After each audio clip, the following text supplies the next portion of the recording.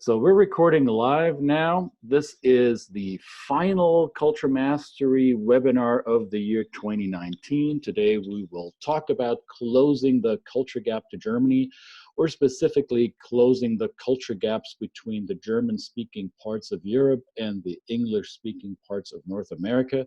As you can see from those little flag icons on the first slide, this includes more than the US and Germany. This also includes large parts of Canada, all of Austria, and the German-speaking parts of Switzerland and Luxembourg and Belgium and other areas throughout Europe. This is, as I said, our last webinar in the fall-winter 2019 series. If you haven't been able to join us for previous sessions, there are recordings out there. If you can't find them because you didn't register for previous sessions, let me know, send me an email, and I'll make sure to make a recording available to you. And today is quite a special webinar for me because we got response from our friends in our network from across the world, and one email stood out, and I'm gonna call him out. Gavin in Singapore was kind enough to send an email with questions, and in Singapore it is not a good hour to be on a webinar right now, and I completely understand it. And Gavin, I hope you understand as you watch this recording that since the webinar was billed as a transatlantic one between North America and Europe, I did not account for Singaporean participation. I am even more thrilled that you're interested in the topic, and I thank you, Gavin, for sending in some questions that we will discuss today. So stay tuned for that. Let's get right into it. So we'll be talking about how we can close or at least minimize the gap between North America and the German-speaking parts of Europe. As some of you may have already learned themselves in your personal or professional lives, that when you travel abroad, when you leave your native culture and you are entering a new territory, you will run into different norms, you will run into different ways of doing things, into different rules, different behaviors that you may find uncomfortable, that you may find unfamiliar. Some might even say you find them shocking. Either way, you will run into behaviors that will not align with your set of normal, and I'm putting that into air quotes. Those of you who know me are probably familiar with the fact that I am not a big fan of the word normal because it's a fairly arbitrary concept to describe what is right or what is wrong. Every normal has its place. And the German normal is a little bit different than that of North America. So what are we going to do today? We will identify the main cultural values of the US and Germany. We will help you understand how these values impact everything in life, from communicating, from working together, from relating to each other, and from leading, inspiring, and managing people. And we will discuss how you can, well, harness and utilize these differences rather than being constrained by them or feel like you're a victim to the differences. And let's face it, if you don't get the other culture, if people don't get the culture that they're working with, that culture will eventually get them. It'll get you, it'll bite you in the rear, and we are here to prevent you from having that pain. So let me hear it. You don't have to answer that right now. I would ask you to put that in the chat box as we go along, as you think about this. In working with North Americans or German speakers, what have been your biggest challenges? What have you experienced? What did not work for you as well as you expected it to? You might face a challenge right now in your organization. Let us know in the chat box. If you don't feel comfortable sharing it with all, there is a little toggle down there where you can switch from chatting to all panelists to just me. So it's okay to ask me that question or make that comment in private. I'm not going to put you on the spot. In any case, if you can think of a challenge that you're working through right now, feel free to let me know. Because it isn't necessarily your company or your organization that is doing the global expansion, that is going global. It's actually the people in your organization that need to be global ready. So I'm trying to bust and burst that myth that it's just a company or an organization that has to be ready for global business. There are people working in that organization, and it's the people who need to be able to navigate the differences. And our clients come to us to help get their people ready for that global transition. Because cultural competence, cultural intelligence, the CQ in our acronym that we've been cultivating, and you'll hear about it later in this webinar, ICE-Q, consists of three elements: IQ, CQ, and EQ. So the cultural competence is one of the secret sauces in being successful across your political and cultural and geographical borders. And unfortunately, we are not always conscious of our limitations. We are not always conscious of our limited worldview, as this wonderful artist is here. The artist is painting magnificent pictures and probably is, or most likely is not aware that there is a constant element in their worldview, that their map of the world is a very personal and unique one. And we all have those limitations. We generalize, we delete and distort the information that we compute with our with our senses and our sensory input, and we create our own model of the world, which may not always relate to that of other people. And that is what good cultural training and coaching will help your employees or your team members break through, is to recognize limitations, to identify how they can change their perspective in order to see a bigger picture, a fuller picture. Because let's face it, culture is not just a fuzzy thing. It is not what some call soft skills. And those of you who have been on our webinars before may remember that it really triggers me, it really pushes my buttons if cultural training and coaching, if ICE-Q work is pushed into the soft skill corner, or put in that basket of, oh yeah, that's nice and dandy, that's the funny soft skill stuff. I will not get tired in repeating and pointing out that without the so-called soft skills, none of your hard skills matter. Your hard skills, I think, if we're going by that terminology, soft versus hard skills, I think your hard skills are the technical expertise, your subject matter knowledge. You're an accountant, you're an engineer, you're a banker, you're a lawyer, you're a doctor, I don't know what you are. These are maybe your hard skills. Without the ability to relate to one another, efficiently communicate, efficiently give feedback, whether it's encouraging or negative, without being able to negotiate, without being able to build trust and curate trust, not only with individuals, but with groups of people, soft skills, if you will, without those, your hard skills will most likely not yield the success you would like to have. So yes, culture matters, and it matters more than some people think. And the challenge is that we think we know a lot about the other culture, and we think we have recognized our blind spots. So the green sliver of the cake here is the piece of the puzzle, so to say, the things that we know, and that bluish piece here is the things that we know that we don't know yet, that we need to pay attention to and we need to learn. The big challenge is, just like with the artist you saw earlier with the beautiful limited picture, there is a huge piece of the pie, maybe the biggest chunk of the pie, of the things that we don't even know we don't know yet. So allow somebody who has been down the path a little further than you have to help you illuminate some of those dark spots on the way to cultural competence. Because let's face it, you can continue doing what you've been doing and still get the same results, or you can work with somebody who is more experienced in finding the blind spots of your cultural intelligence. We typically divide those or separate between visible and invisible factors of culture. You may have seen other presentations like this where instead of this reptile, you will see an iceberg. Forgive me, I think the iceberg is overused and needs to be protected. just because they're melting too fast. So we're using this metaphor.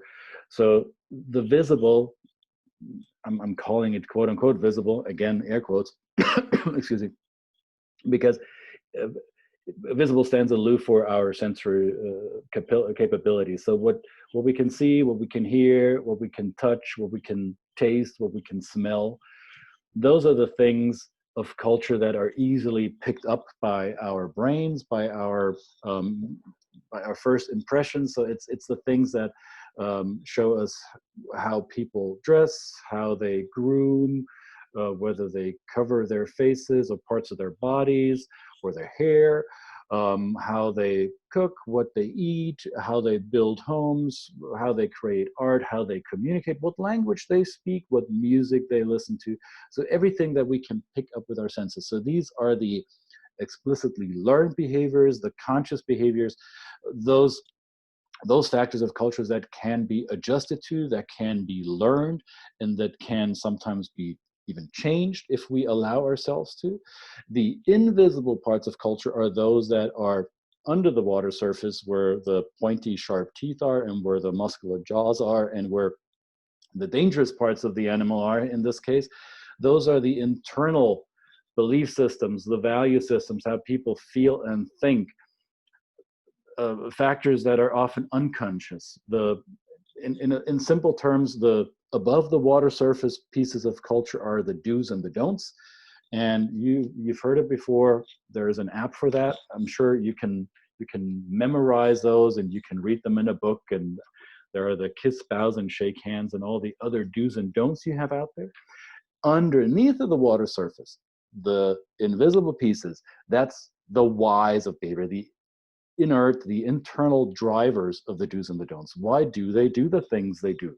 And why do I not do it that way? And how come they don't see what I see? So these are the parts that cultural training and coaching will address. And in order to be successful across cultures, these are the parts you really want to tackle head on. So what are some of those roadblocks that exist in the German-American dynamic? I've listed a few of them here. Germans tend to be more risk averse versus American risk relaxedness. So you see that can be a point of contention. You see the Germanic side being more process oriented versus the results driven North Americans. You see that Germans are a little bit more direct in communication compared to most North Americans.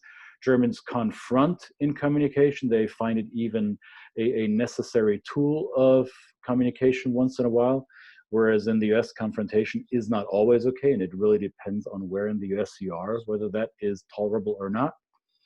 In Germany, often the task is more important than the relationship. In the US, it can be just as important, so there is a slight difference here. A big issue that I see with most of my German American clients is the roadblock between, do we address a problem with a quick solution? Do we have short-term goals? Do we have short-term deliverables that we need to address? Or do we have a long-term strategy and all of our actions are aligned in order to meet the long-term goal? So long-term versus short-term orientation seems to be a huge issue in German-American business context, and I see it over and over again, and it is not going away. So one of those under the water surface issues. Do we communicate and behave more formally or less formal? It used to be quite a big difference between the US and Germany in this regard. Those levels have been, that dimension has been leveling out a little bit, and we'll see that in a second in a more graphic depiction here. Is a society, is a culture more individualistic, me, or is the group relevant? Is the group more relevant than the individual? Germans tend to be a little bit more group oriented than North Americans. And then, is it important to find a balance between what we do for work and what we do outside of work? Or is there no balance? Is one thing intertwined with the other? So these are some of the biggest roadblocks we've identified in that transatlantic dynamic between Germans and North Americans. So here are Gavin's questions, and I don't expect you to read this. Excuse me. I just want to work through some of these questions because they all relate to these roadblocks that we just went through. So Gavin asked, how do we build a personal connection with German people in a business context? And what are some of the holidays? So let's come back to that in a second. Let me show you a comparison that will answer the first question. You may be familiar with this comparison between peaches and coconuts. I'm going to walk you through it very briefly. Peaches are fuzzy and soft on the outside. They're fairly pretty to look at. They're soft to the touch. Actually, their color is even inviting to bite right into it. And they're usually juicy and sweet. And you can immediately get an instant gratification from interacting with a peach. The coconut, on the other hand, is rather, well, dare I say it, not very pretty to look at. It's certainly hard to get into. It's hairy and rough, and it has a really hard outer shell, and I need to work on it in order to get through that shell. Because once I'm inside, I will have access to the goodies. There will be the coconut meat, and there will be coconut water. And most importantly, and this is one of the big differentiators here, inside the coconut, there is only the good stuff. Inside the peach, there is the hard stuff. So in this analogy, North Americans are more peachy and German speakers are more coconutty. I know, sounds funny, is a little bit flawed, but any metaphor is.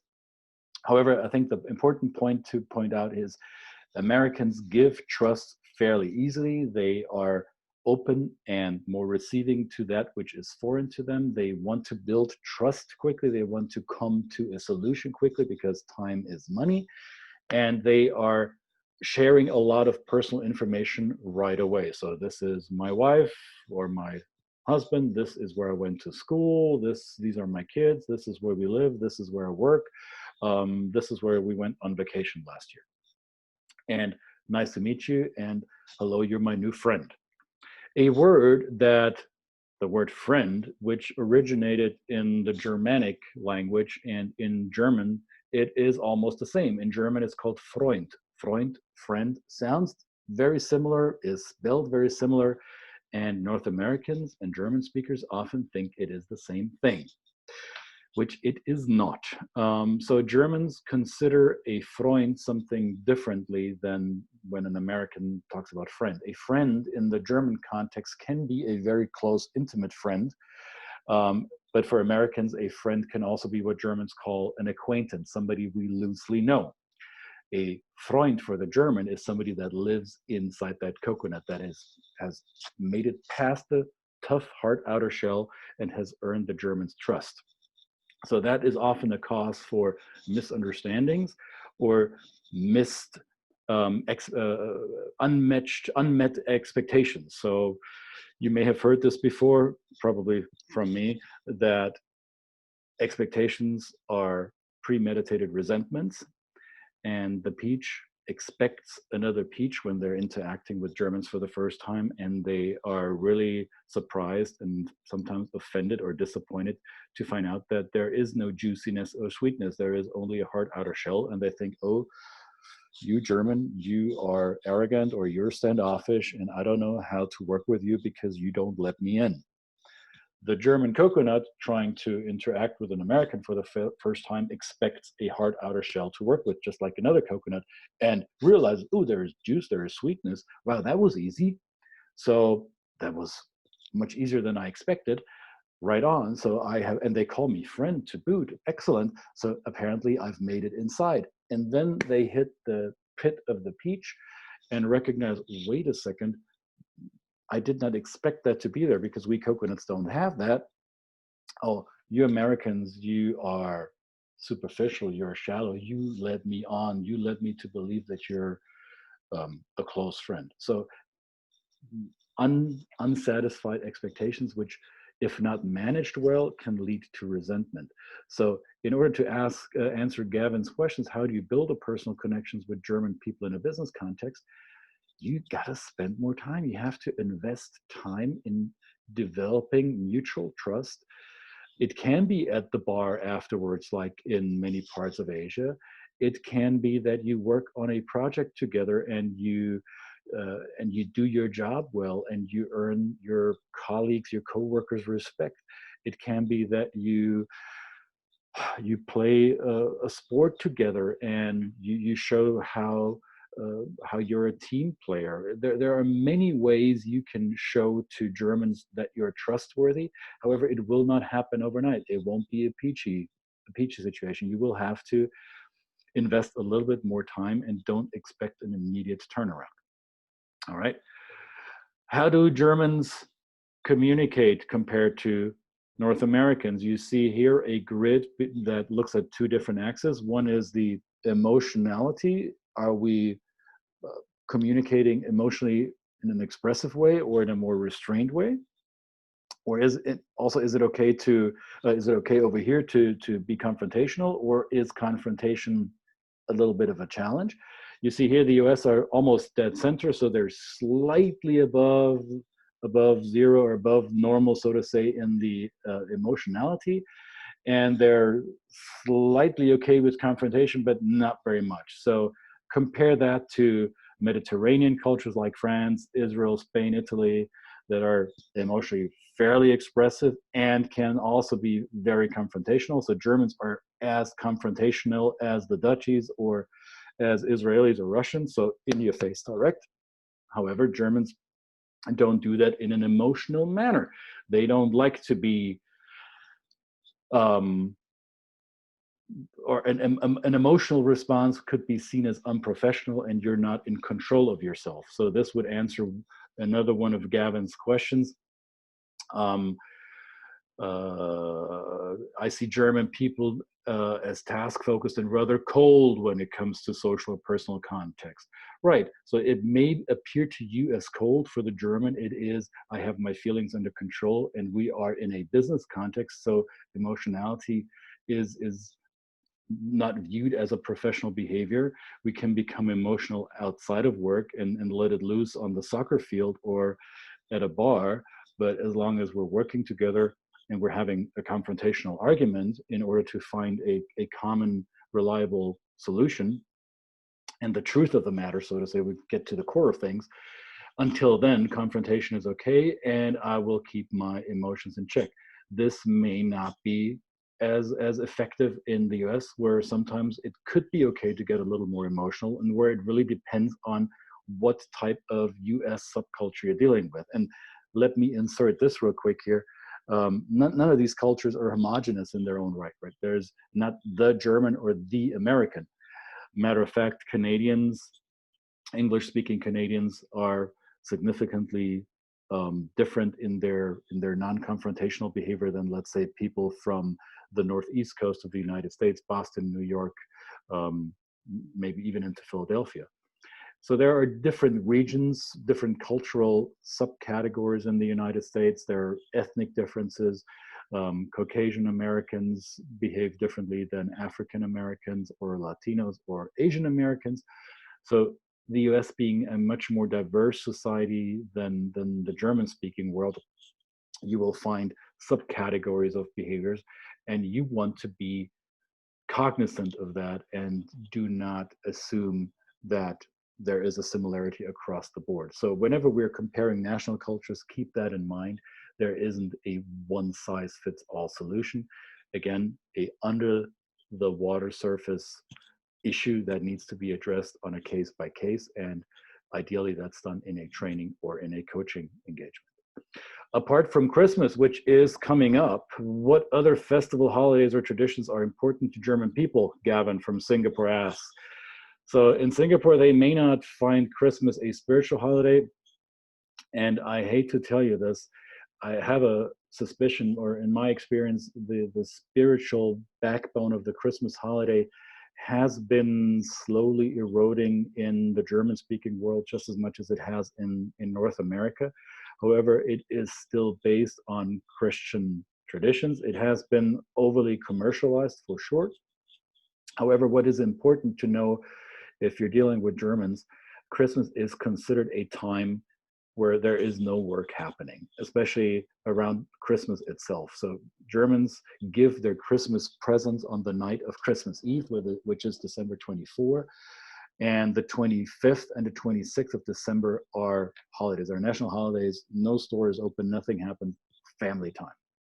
So life as we know it resumes partly after that on the 27th of December. And even then, it's only trickling back to regular operations because New Year's Eve is around the corner, and New Year's Day again is a national holiday in Germany, and people party really hard.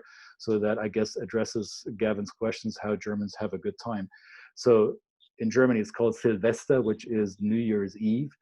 That is usually one of the biggest parties of the year, with a lot of fireworks, a lot of drinking, usually black tie parties, or huge events with almost club style events with DJs and music, and lots of food to eat, and friends get together. So Christmas, family time, New Year's Eve, friends and family, or even more. So between December 20th, let's say, and January 2nd, there isn't a lot work getting done. So that is a time when Germans take their festival or their holiday time serious. There are other religious-based festivities throughout the country, especially Easter. Yeah, Easter would probably be the second one that's relevant. And then there are regional festivities that you should be cognizant of in the Rhineland area, around Cologne or Mainz and Düsseldorf and Aachen, in the predominantly Catholic regions. Carnival is a huge factor, and Carnival officially begins in November, but doesn't get into full swing until late January, early February.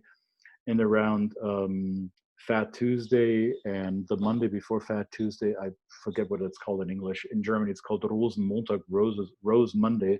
I'm sure there's an English term that I can't think of right now. In Cologne or in Düsseldorf, nothing gets done. You won't be able to reach anyone in the office. You might get an operator telling you, no, nobody's here, call back on Ash Wednesday or later. So those are times when people are really off the clock.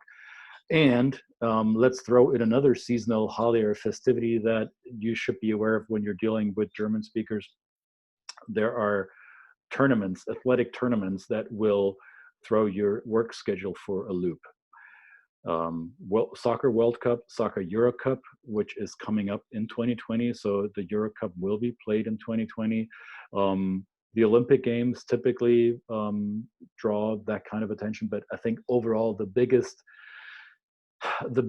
obstacle to structured work is the World Cup and the Euro Cup in soccer. And if there's German participation or Austrian or Swiss participation, people get really fanatic about it.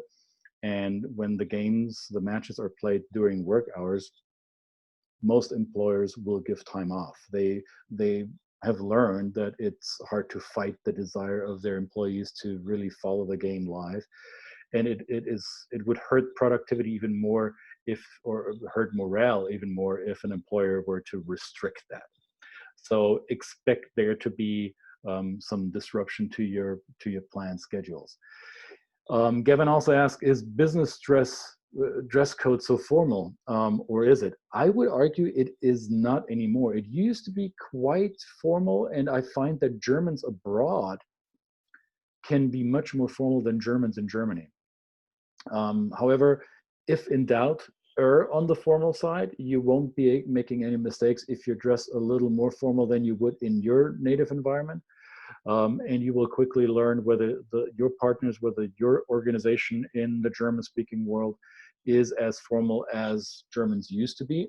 Excuse me. However, I would not say that in general German business dress code is formal. Those things have loosened up a little bit. And finally, Gavin's question about vulnerability, if that can be a successful strategy as it is in the Asian world, that if you show that you need help or that you are unsure about how to go about the next task, that it is okay to show that you need support or need help. It used to be seen in the German business world as weakness, that, oh, you don't know your stuff, and why are you asking me this? It has morphed in the meantime. I think as the younger generations are moving into the workforce, as millennials are taking over the jobs of retiring baby boomers, we're seeing a different mindset around this. So showing weakness is not seen as a flaw any longer. If you're dealing with more old school coworkers and associates, they may not see it as such. I think there is no standard answer for this. You will have to test it with every single interaction you have. I have made the experience that even coming in as I'm a Gen Xer, if I go to Germany and deliver training, or if I work with German counterparts in Germany, and I show my vulnerability, which I have learned to be more open about this since I've lived in the United States for so long. I have made the experience that Germans seem to be much more receptive of that than they used to be in the past. So I would not say it is a good strategy overall. You will have to test your waters a little bit before you go into full vulnerability mode. However, I think it has become much more accepted now, because Germans are, I think there's this American colloquial phrase, they have become okay with being in their feelings. And it is an ongoing process. And I think it's encouraging to see that the rigidness, the cold, harsh abruptness that is often associated with German business conduct is not as clean cut anymore as it used to be 15, 20, 30 years ago. So we're seeing some of those outward behaviors shift a little bit and become less, let's say, less rough around the edges.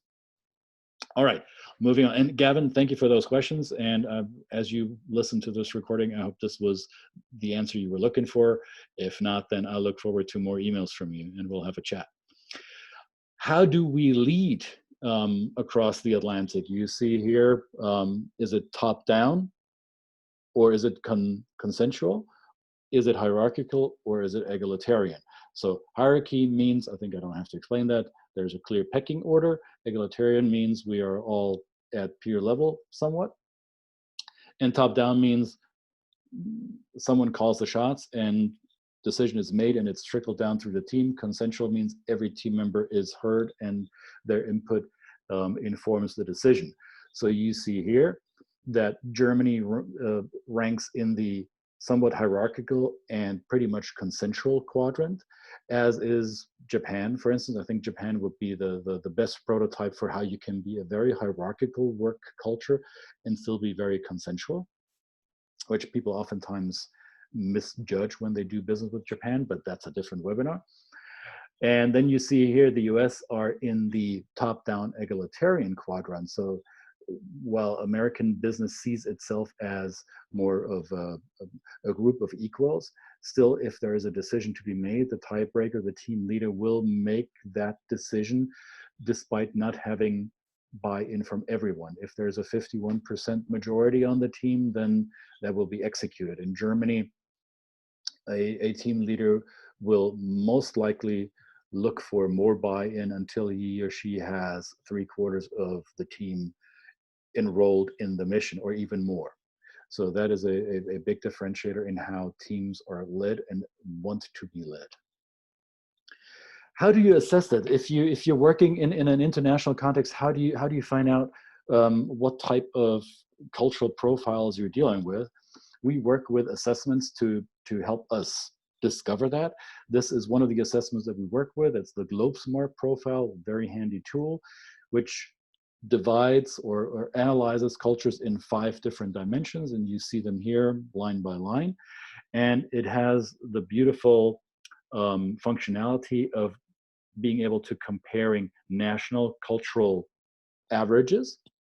And you see them here, the five countries that I outlined in the beginning of the webinar.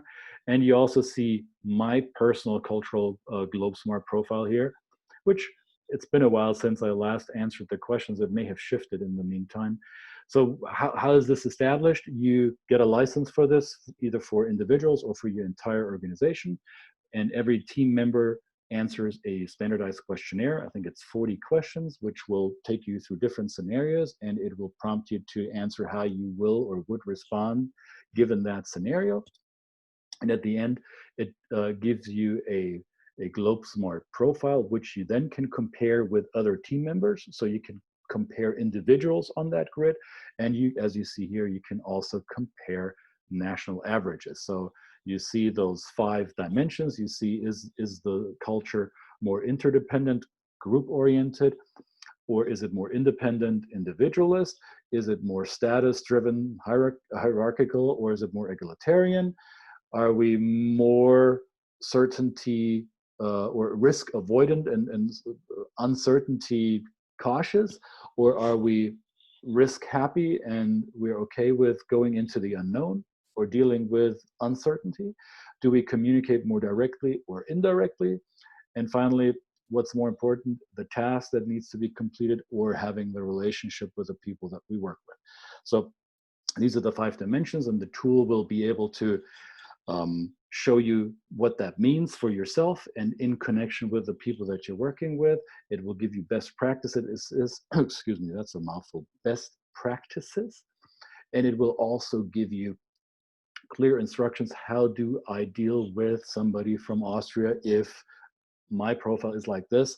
What do I need to watch out for? What are some of the behaviors that I should cultivate? A very great tool to accompany training and coaching engagements. The GlobeSmart is not a training, it's a tool. It is a good companion for working with groups or individuals, and we've had great response using it, and the company behind it is doing a great job in keeping it up to date. It's available in different languages, and there are 95 or more countries available in the system. The depth of the catalog is impressive. So if you want to have a conversation how you can use this for your team, let's set up a time to talk, and I'll give you a demo on how this works and how we can build it into a training and coaching work. But it's not only about the culture. As I said earlier, in every culture, you have different people, different personalities. So culture and personality are not necessarily the same thing. In fact, they're not. And we work also with a personality assessment instrument. It's called BANK, B-A-N-K. Doesn't have anything to do with a financial institution. It looks at the 4 personality prototypes. And in this model, they're called Blueprint, Action, Nurture, and Knowledge. You see them outlined here. So that's the personality assessment that we use. Works like a charm. Now, why is all this important? I gave you an overview in the beginning. You're sending people abroad, you work in multinational teams, you have a global workforce, or you have a project, you're selling abroad, you are establishing new operations in another country. All of this comes with a huge investment. And I'm only giving you a sample cost breakdown here for an expatriate or assignment, or for a delegate assignment. This can be modified to different models. I only want to give you a snapshot here based on the data that was available to us. So if you're looking at sending an employee into another culture for a duration of 3 years, depending on their seniority and their salary levels, you're investing an additional $1 to $2 million in sending that person abroad. And you see here the cost, you see the salary and benefits that they make overseas, you have all their travel. If they travel with family, that'll add up. Maybe they have children that need to go to private school. Tuition costs can be significant, especially if you're sending people to North America. The moving costs, the housing, they need a home, right? You're paying rent for the apartment or the house that you're putting your employees in. You have additional tax costs. You have COLA, cost of living adjustment, because dollar for dollar values may not have the same buying power across the ocean. So all of these additional costs add up. And my question to most of our clients is, when they first have a conversation with us, well, why should we work with you? And why is all this important? Why do you need destination services? Why do you need language training? Why do we need to do cultural coaching or training? Because it is your insurance policy. You're investing $3 to $2 million on your expat. You want that to go to waste because your expatriates won't function in the new world, because they're unhappy, because they don't get the culture. Remember, if you don't get culture, culture will get you. So you want to throw all that money out the window. So the little bit in comparison, the little bitty cost of getting your transferees ready for that international assignment are minimal compared to the investment, the talent investment you're putting at risk. So that is usually our case that we make with any of our clients, and they quickly understand, yes, um, why risk that investment by neglecting the personal, psychological, and emotional needs of our transferees. I mentioned it earlier today, ICE-Q, a combination of 3 intelligence components. IQ plus CQ plus EQ is what we call ICE-Q. This is, going by our calculations and by our experience with our clients, this is the critical piece in the global growth formula. If you want your business to grow globally, of course you go abroad, you go into international markets because there is business opportunities there. And the more business opportunities, the better. So that's a factor of your global growth. You go there because there might be significant deal value in these opportunities. You might be earning more, you might generate more money abroad because there's just more buying power in the United States. You're a German company selling in the US. Heck, that's 320 or 340 million people that you're selling to compared to the 80 million at home. That is a significant factor in your global growth. Detrimental to that growth is how many times will you fail in developing and selling and marketing your product or your solution or your widget abroad, and how long will it take you to learn how to do that? So these are detrimental factors. And here is ICE-Q in that formula. It is one critical factor. If you don't know what you're doing, if you don't know how to build, make, produce, distribute your product, service, widget, you're not going to be successful. If you don't understand the culture that you're selling to and working with, you won't be successful. And if you don't know how to emotionally relate to people abroad, if you don't know how to pull at their heartstrings, how to sell and market to a different target market, then your growth will be significantly less. Your growth curve might become quite flat. So that's why we put ICE-Q in this formula. It's a critical factor. It's a bottom line relevant factor, and it is certainly not a soft skill. This is money that you're leaving on the table if you're not addressing it. So if you are addressing it, if you can increase this number and decrease the numbers underneath the black line, obviously your growth curve is gonna soar, right? Simple math. So what does all this mean? Why we're talking here today? And I know I'm taking a little longer than we anticipated, forgive me, but I'm sure you're okay with this. It's the giving season. It's December. It's the last webinar for us this year. So I want to be cognizant of your time, and I want to give you the gift of continuous learning. I want to make sure that you have access to what our clients have access to.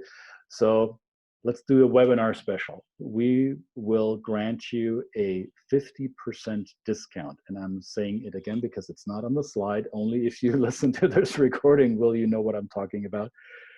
I'm going to give you a 50% discount on all our training and coaching programs. Yes, that is half off. Yes, that is a buy one, get one, if you will. And you will have to email me, and we'll have a personal one-on-one conversation how we can make this work for you and how we can roll this out for you. As you do that, please mention that you were on this webinar. Otherwise, how would you know about it anyway? And you can also use this link here, christianhoeverle.youcanbook.me. You can see it here. Copy it, write it down, listen to the replay. You will get a recording of this. You can schedule a call with me. You can put yourself on my calendar, or even faster or easier if you so please. Here's my phone number. This is our office phone. I might take the call, somebody else might. Same with the email address here, office@theculturemastery.com. This will get into all of our inboxes, so it won't just go to me, it will go to everybody here on the team. And mention that you were on the webinar and that you want to talk about how we can roll out coaching and training for your team, maybe for yourself or for somebody that you know. I'm willing even to extend it to people in your network that weren't on here. If you were watching this and like, man, this may not be for us right now, but my friend at XYZ company, they should know this. By all means, go ahead, share that offer with them. It is valid through December 24.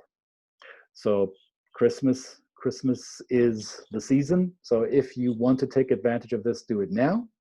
I'm leaving this an open-ended invitation to you until December 24, 50% off on all training and coaching.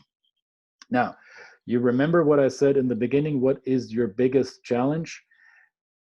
The little kid in front of the big stairwell? Write that in your email as well.